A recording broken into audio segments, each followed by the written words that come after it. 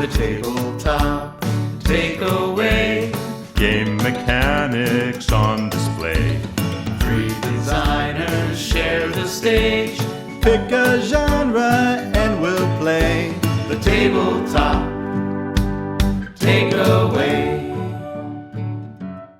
Welcome to the Tabletop Takeaway in our wrap-up episode on co-op games. Woohoo! We played 3 games. So we had The Crew, and we had Spirit Island, and Marvel Champions. Marvel Champions.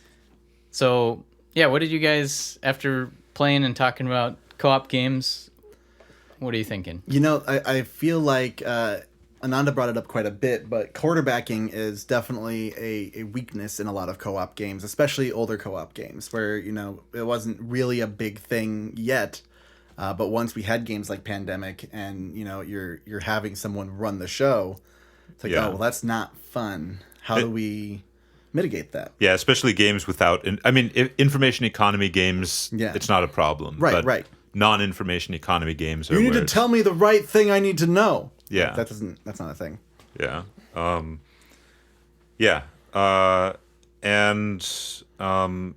think for me, I already mentioned this before, but just having that distinction between the player's private challenge, private puzzle that they're trying to work on themselves, and sort of the group Public puzzle. The public puzzle. Yeah. I think that really helps a lot. Yeah, I'm really curious, taking that into account for my own game, what that'll look like, because I have a hero game that I'm working on, which is why I got so into Marvel Champions, because I want to make this really fun superhero game, and I have for the past who knows how long, X number of years, and everything I did fell flat, and it's because I think I was missing that core feel, where you're not working on a puzzle, it's only the public puzzle, so I had quarterbacking happening. And then I changed it, and it worked a little bit better, but I never had that private puzzle. And it was normally like I solved it with randomness, so you didn't know it was coming, and then that feels bad because you don't have the foreshadowing. The foreshadowing. And it's just having these different pieces work together and talk to each other to create a good co-op experience, I think is really important. Mm-hmm. Yeah, one question I want to pose to you guys is, like, how do you make a compelling experience when it's players versus the game? And you've mentioned puzzles a lot, and I think for me as a designer, I tend to lean on player interaction a lot. Yeah. And I want to get better at making co-op and solo games that have an interesting puzzle. They have a hook. So how do you do that? Well, I think one of the really powerful things about co-op games is the emotion of camaraderie. You know, like we're all in this together. We're all helping each other. So, regardless of whether it's puzzle heavy or puzzle light, I think one thing that's really important is to give players ways to feel like they're helping out other players. Absolutely. Like in Spirit Island, almost every spirit has at least one gift power in their starting cards, which gives some sort of bonus to another spirit that spirit might have a hard time getting themselves. Sure. Or in Marvel Champions, there's a bunch of equipment that you can use to, or equipment or support or whatever.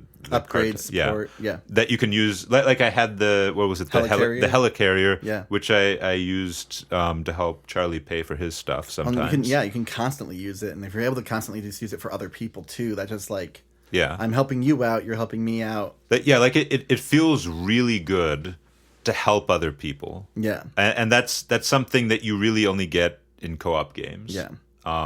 So I think definitely one thing you want to lean into is that feeling of camaraderie.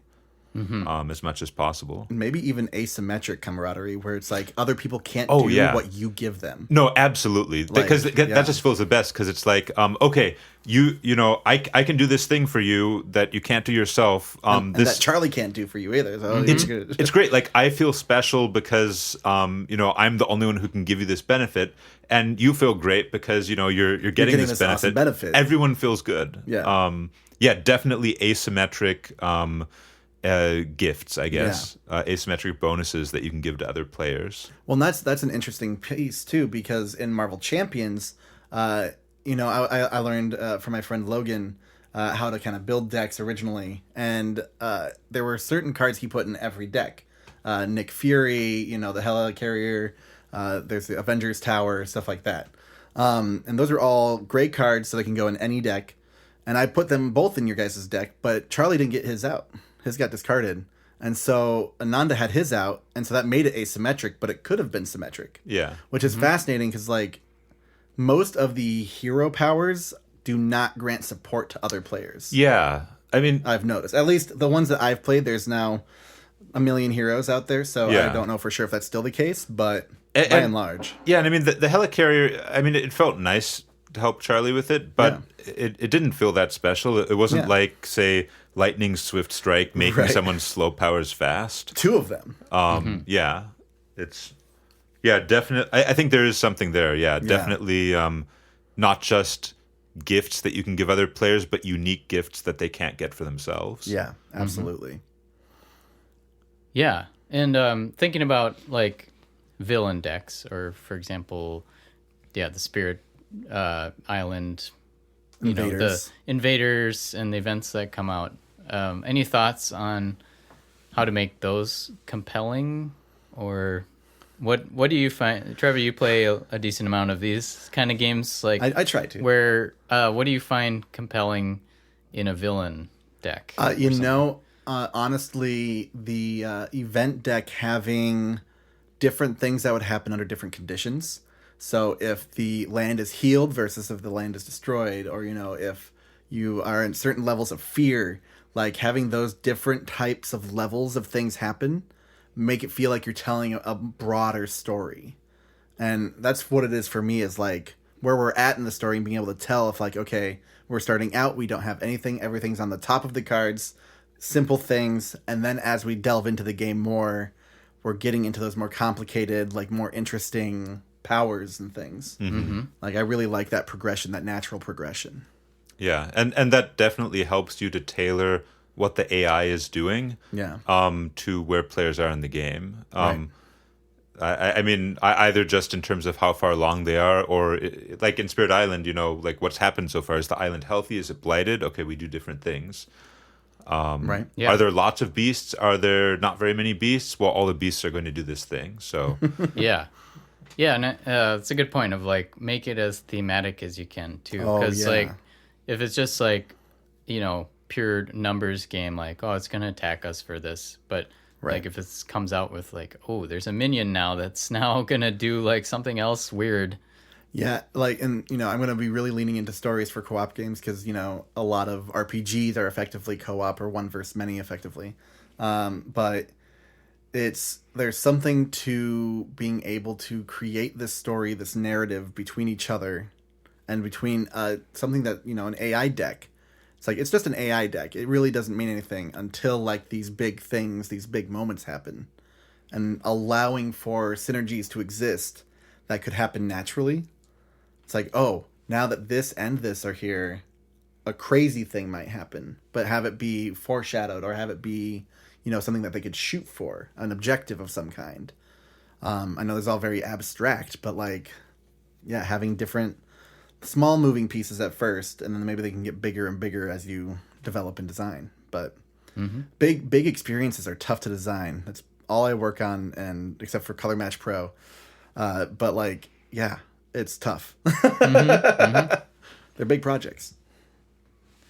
So thinking about what you would bring into your own designs, I could kick it off with I think, Trevor, you mentioned just thinking about trying a co-op, even if you think it's not a co-op game, or with the crew, the trick taking. Oh, that could be co-op.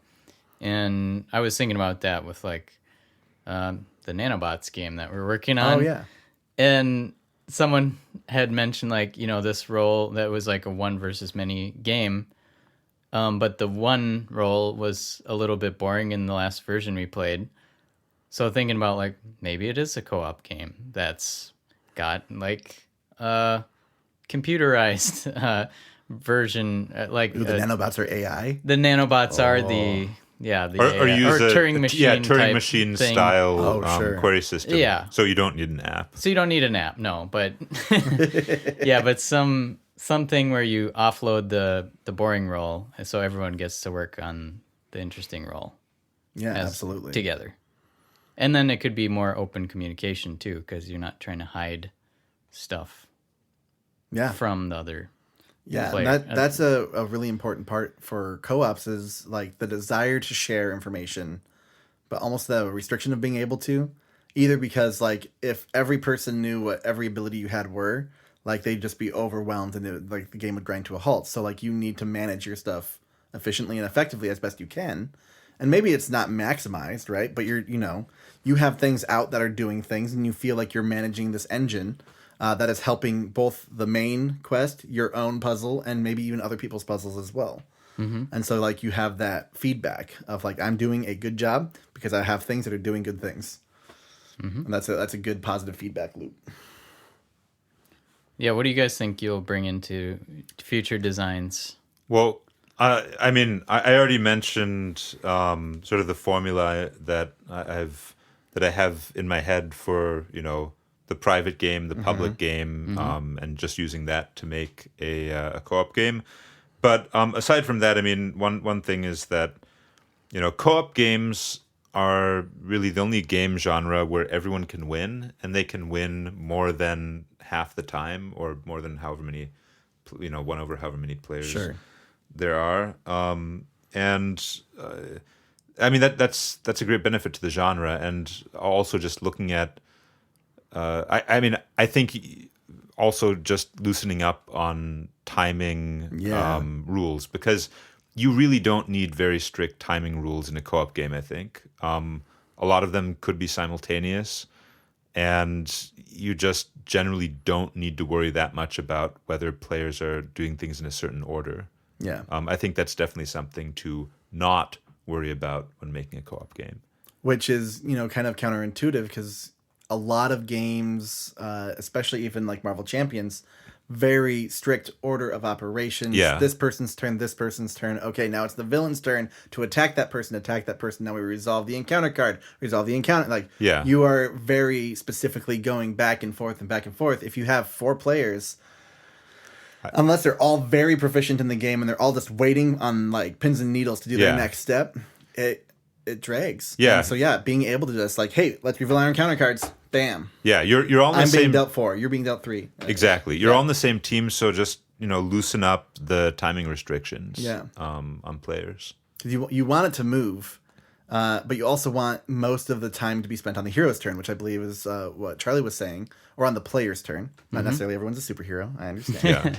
Yeah. But yeah, like they want to engage with the game. They don't want the game to engage with them. Yeah, and more generally, I think the Spirit Island philosophy of if you make a mistake, that's fine. Just keep playing is a really good one. Yeah, absolutely. Because it's a co-op game. It doesn't matter. Who's going to be hurt? Who's hurt by you messing with this rule? Yeah, it's not unfair, right? Like, okay, well maybe it hurts you in the long run because it was actually an unfair rule to you. So maybe like, okay, let's adjust that a little bit and just make it a little bit more fair for now. But the game police are not going to knock on your door and say, "Hey, what are you doing in there?" Yeah. Well, any last thoughts on co-op games? I love co-op games. They're Good. They're hard to design. They're hard to design. They are. Absolutely. Oh my god. But when done well, they can be extremely rewarding. Yeah. Mm-hmm. Cool. Well, with that, let's wrap it up and tune in next time for our next series, which we will decide on, and you'll find out what it is, and then we'll find out too. Yeah, it'll be great. Yeah, and yeah, if you do have suggestions for different games or things you want to have us feature on the podcast, you should find us on Facebook, on our Facebook group. Yeah, the Tabletop Takeaway. Yes, or go to our website. Yeah, thetabletoptakeaway.com. Yeah. Which they're going to hear anyways in our outro. That's great. Yeah. Oh, yeah. But yeah, thanks to Ananda for wonderful voiceover work in this outro that you're going to hear right now. Ta-da! Hey, thanks for listening to The Tabletop Takeaway. This podcast is made possible by listeners like you. So please tell your friends and visit our website at thetabletoptakeaway.com, where you can suggest games and mechanics for us to cover next on the show.